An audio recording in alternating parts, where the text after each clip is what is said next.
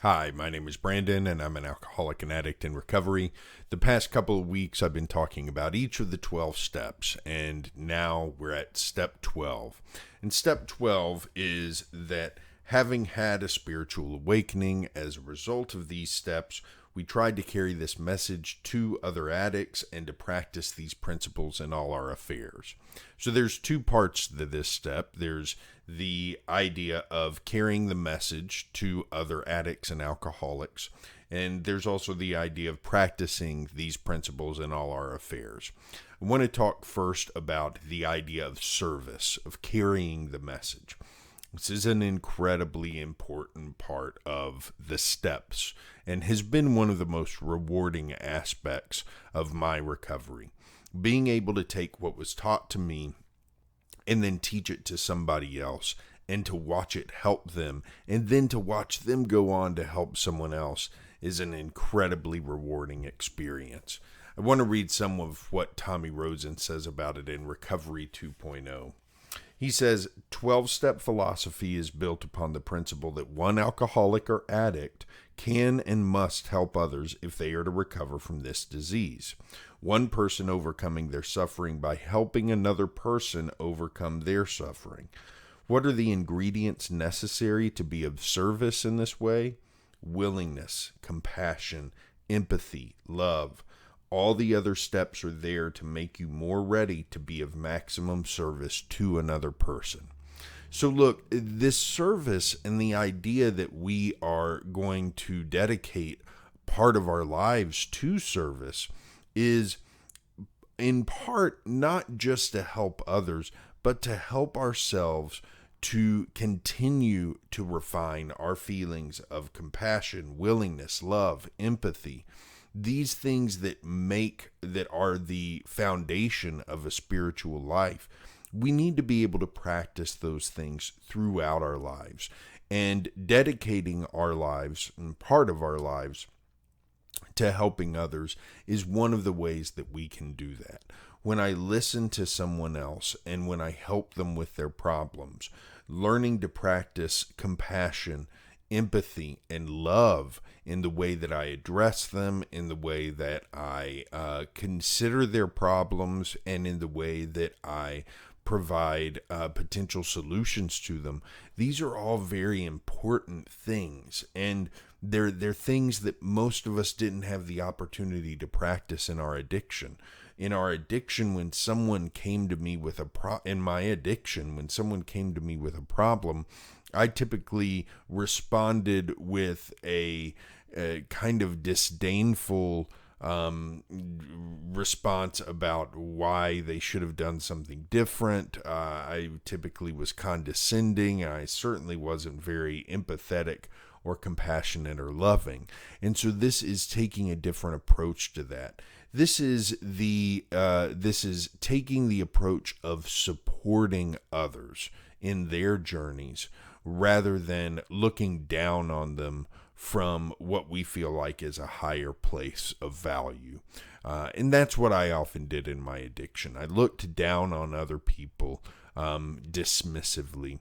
And now my goal is to support them and, in fact, look up at them and have a little bit of reverence for them as I try to help them with anything they need help with.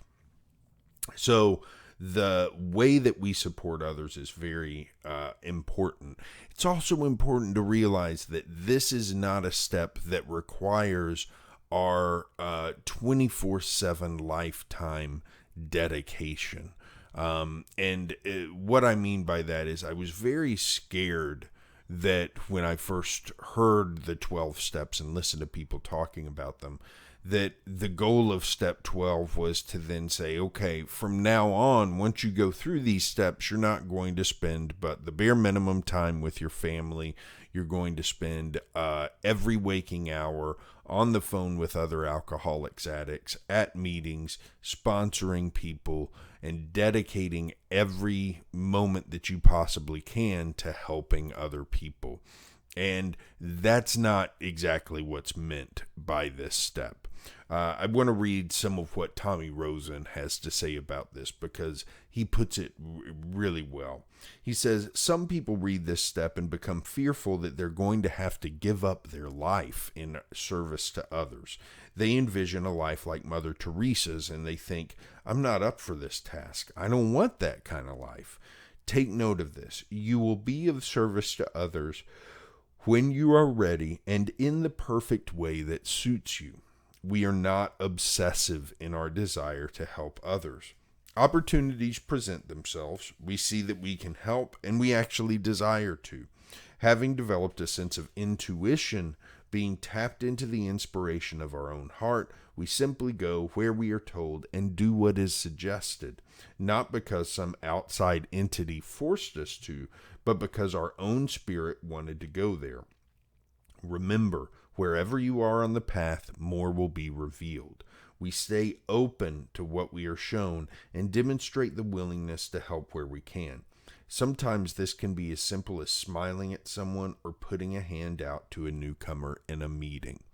So, one of the things that I was told early on in my recovery is that whenever AA asks for help, you need to say yes.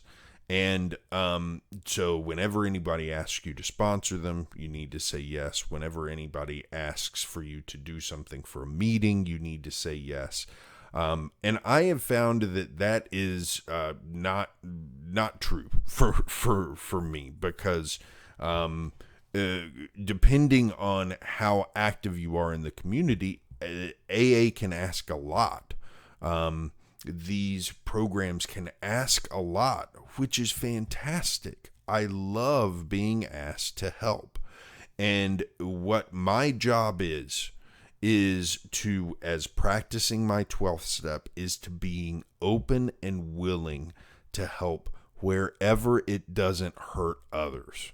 So, a great example is in sponsorship.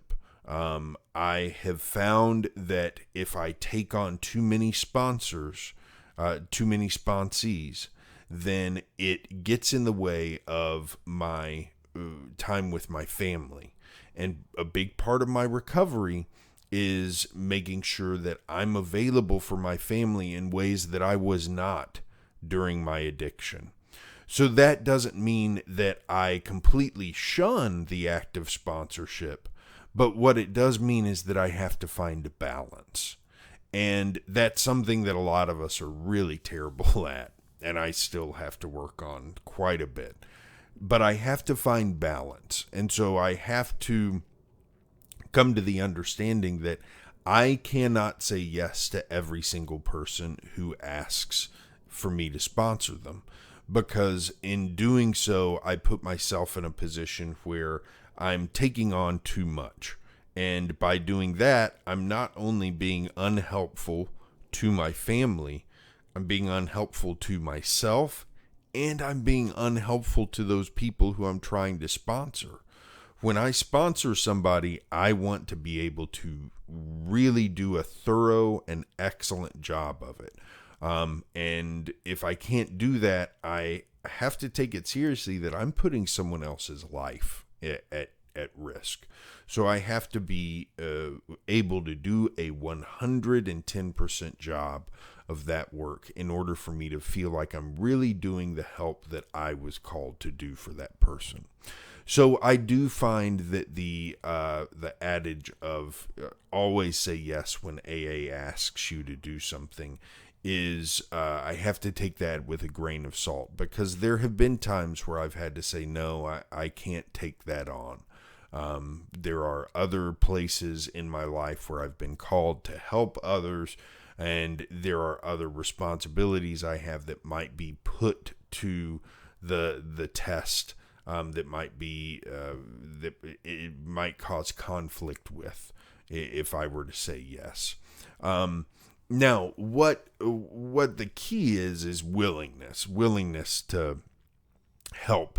And that's something that I didn't have in my addiction. When I was called to help out, a lot of times I would say yes to make someone happy, and then I would not follow through because it became inconvenient for me. And so getting through that willingness is very important. Now, before I end today's video, one of the other important aspects of step 12 that Tommy doesn't necessarily talk about in detail in Recovery 2.0 is carrying these principles in all of our affairs.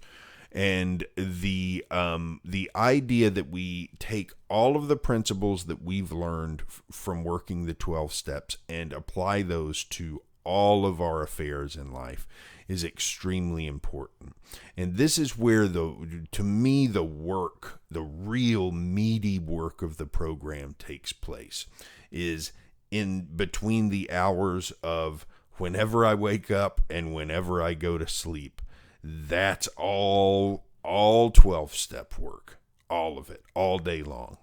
And everything I do is an act of trying to bring the principles of the program into those actions.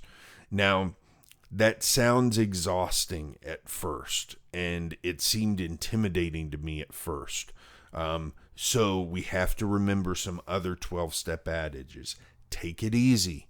Don't worry about making it all right all the time. Just practice. Progress, not perfection. Don't worry about being perfect. That's what a lot of us were worried about in our addiction. Guess what? You have freedom from that. You have permission to not be perfect now. And that's great because it gives you the opportunity to practice these principles. And that's what it's all about. Practicing is actually implies that you can't be perfect. When you practice something, the idea is that you're continuously getting better and better. You practice medicine, for example. Doctors are not perfect. Doctors make mistakes. They practice medicine in order to improve over time. You practice an instrument for the same reason.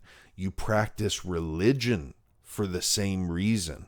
You truly practicing religion is an active, iterative process, and you get better and better and closer to your God by doing that.